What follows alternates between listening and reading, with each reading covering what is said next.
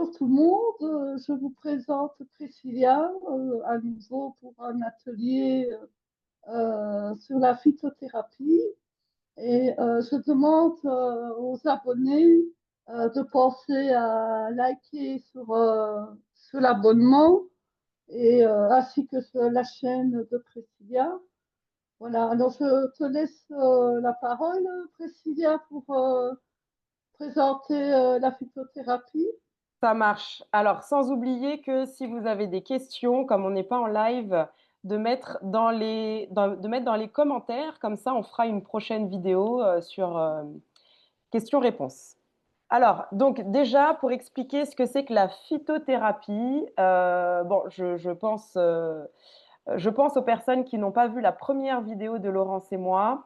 Alors moi, je suis naturopathe, donc j'accompagne les personnes à se soigner naturellement et spécialisée dans la lecture du corps. Là, on va faire un atelier spécifique sur la phytothérapie pour que vous sachiez comment on utilise la phytothérapie et surtout ce que c'est, comment ça peut vous soutenir au quotidien pour avoir une santé optimale. Donc déjà, la phytothérapie, c'est pas juste se soigner avec des plantes, c'est utiliser les plantes comme un outil, comme un allié pour permettre d'avoir plus d'énergie, favoriser une bonne digestion, avoir un bon sommeil pour les personnes qui sont stressées, apaiser le stress, les angoisses, etc. Donc en fait, donner naturellement un équilibre au corps.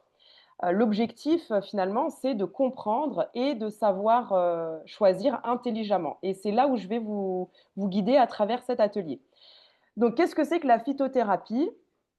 La phytothérapie, c'est les plantes, c'est l'utilisation des plantes qui peut se faire aussi bien via des tisanes, via des gélules ou des ampoules qu'on utilise souvent comme des compléments alimentaires. Ça peut aussi être de la poudre, des macérats. Donc l'idée principale, c'est que la plante n'est pas magique. Comme je vous disais, c'est un outil, donc elle vient soutenir un mécanisme déjà présent dans le corps. Si vous avez des faiblesses quelque part, l'utilisation de plantes bien spécifiques va pouvoir en fait augmenter les capacités que vous avez déjà existantes à l'intérieur de vous. Pourquoi ça fonctionne? Donc déjà, ça fonctionne parce qu'une plante contient ce qu'on appelle des principes actifs, des minéraux, des antioxydants, des molécules naturelles qui dialoguent avec notre organisme. Donc pour vous donner un exemple tout simple, la camomille ne force pas le sommeil. Elle vient tout simplement aider le système nerveux à s'apaiser, à faire en sorte de se calmer pour pouvoir favoriser le sommeil. Je vais vous partager les 5 plantes incontournables du quotidien qui vont vraiment vous permettre de vous soutenir sur un large spectre. Donc, il va y avoir la mélisse. La mélisse, elle vient apaiser le stress digestif. Donc, pour les personnes qui ont des soucis au niveau de la digestion se fait aussi bien, se fait d'abord par la bouche. Je rappelle qu'il est important de bien mâcher pour favoriser la digestion. Ensuite, ça passe par l'estomac, l'intestin grêle, le gros intestin, et ensuite, ça sort. Donc, il y a des personnes qui vont avoir des problèmes au niveau de l'estomac ou au niveau des intestins. Donc, la mélisse vient apaiser ce stress digestif, tout ce qui va être aussi agitation mentale, éventuellement de la nervosité. Voilà, je vais vraiment parler de manière simple et succincte, mais pas trop rentrer dans les détails pour pas faire trop long non plus. Ensuite, il va y avoir l'aubépine. L'aubépine, c'est une plante qui vient travailler sur tout ce qui est émotionnel, mais aussi au niveau de tout ce qui est cardiaque. Donc, pour les personnes qui ont des palpitations liées au stress ou des tensions internes, c'est excellent pour apaiser les profils anxieux. Ensuite, il va y avoir troisièmement le passiflore. Sûrement que vous avez déjà entendu parler du passiflore. Il y a beaucoup de produits en pharmacie qui contiennent du passiflore. Donc le passiflore, ça vient favoriser l'endormissement difficile. Donc quand il y a des personnes qui ont du mal à s'endormir, le passiflore vient apaiser le mental parce que c'est les personnes qui ont un mental qui rumine très souvent eh bien, ont besoin de faire en sorte que ces voix, que ces images, que cette charge mentale vienne s'apaiser pour favoriser l'endormissement. Donc le passiflore, ça peut aider. Ensuite, il va y avoir le romarin. Le romarin vient accompagner les personnes qui ont de la fatigue. Fatigue, fatigue par exemple, la fatigue après les repas. Quand on a de la lourdeur et qu'on a mangé un bon repas copieux un midi, eh bien, souvent, on va avoir le coup de barre de l'après-midi. Donc, le romarin va venir comment dirais-je, va venir faire en sorte que la digestion n'ait pas trop d'impact sur l'énergie globale. Euh, et le dernier, c'est l'ortie.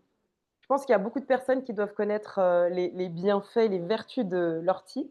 L'ortie, c'est une plante qui va reminéraliser. Reminéraliser, ça veut dire qu'en fait, elle contient énormément de minéraux, l'ortie. Et d'ailleurs, l'ortie, on en trouve facilement à l'extérieur. Il n'y a même pas besoin d'aller en acheter en magasin. Ça se trouve dans la forêt. C'est ce qu'on appelle souvent les mauvaises herbes. Bah, en fait, plutôt que de l'arracher, de la jeter, on peut l'utiliser pour faire des tisanes, par exemple, ou la faire sécher et puis la récupérer, enfin l'utiliser plus tard. Donc ça vient booster notre vitalité et ça peut être utilisé en cure. Donc, comment est-ce que vous pouvez utiliser la phytothérapie sans vous tromper? Donc, il y a 3 règles importantes à savoir. C'est qu'il faut commencer simplement et puis il existe plein de tutos sur Internet. Ben, déjà, sur ma chaîne YouTube, il y a des informations. Je pense, Laurence, qu'on va aussi pouvoir alimenter ta chaîne à travers pour ça, s'il y a des gens que ça peut intéresser. Donc n'hésitez pas à commenter sous la vidéo pour dire si ça vous intéresse et s'il y a d'autres sujets naturels que vous voulez aborder. Donc commencez simplement, une plante à la fois et pas 10 plantes. Une plante, faites des recherches sur ce qu'apporte la plante et si ça vous convient, surtout par rapport à l'état dans lequel vous êtes aujourd'hui et ce dont vous avez besoin. Donc faites des courtes cures, 2 à 3 semaines. Si par exemple vous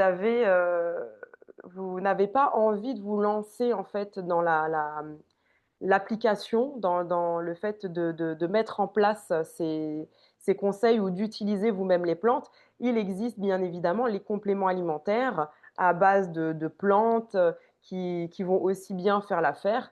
Mais je mets en garde sur les compléments alimentaires. Il existe plein de laboratoires qui proposent des compléments alimentaires et tous ne se valent pas.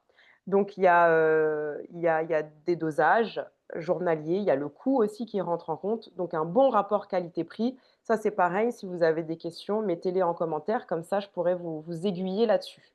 C'est hyper important pour que vous puissiez avoir les résultats escomptés. Alors, la troisième chose là sur les règles d'or, c'est qu'il faut vraiment observer votre corps. Comment vous réagissez? Qu'est-ce qui se passe? Vous êtes votre meilleur médecin. C'est pas le médecin généraliste qui va pouvoir vous dire ce que vous ressentez. Il n'y a que vous qui allez pouvoir l'exprimer et y prêter attention. Donc, la plante vient aider ton corps à redevenir autonome, pas à créer une dépendance.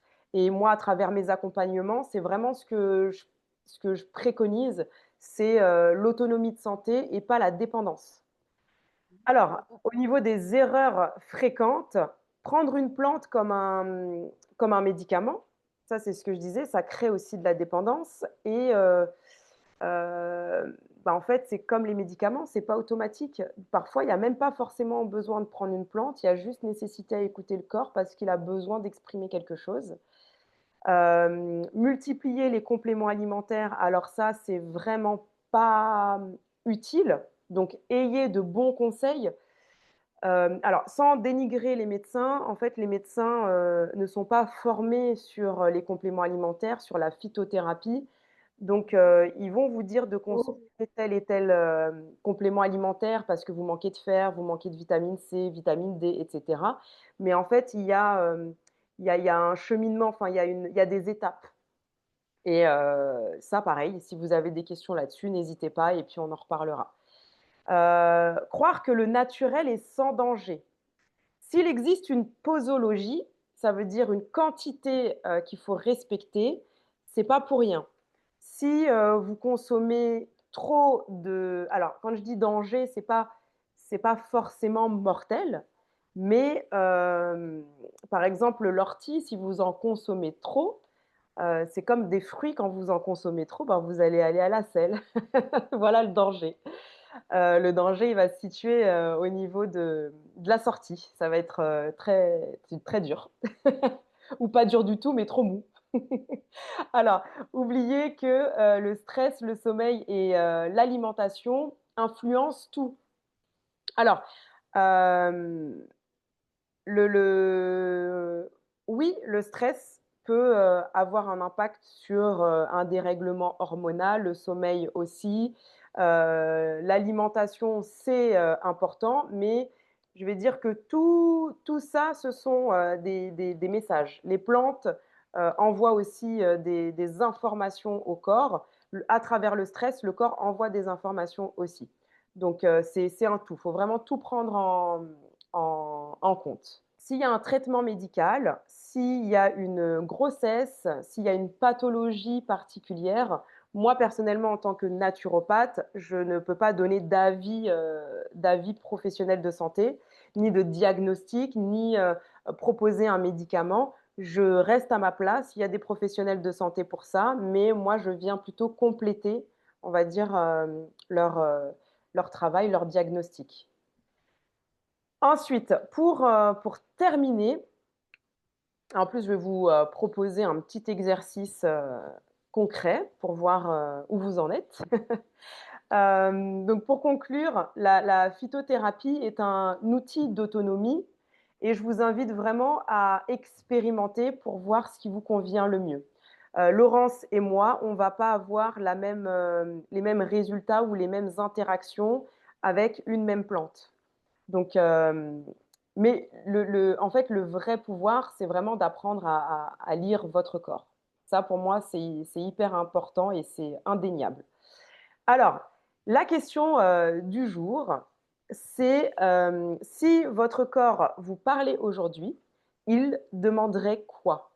Il demanderait du repos, il demanderait une digestion plus légère, il demanderait à ce que vous mangiez des choses différentes de d'habitude, il demanderait à ce que, je ne sais pas, vous alliez faire une marche en forêt, vous alliez vous détendre ou apaiser le système nerveux, ou plus d'énergie, plus de peut-être de la danse, de la folie, enfin voilà. Le corps, il parle. Donc aujourd'hui, qu'est-ce que votre corps vous demanderait?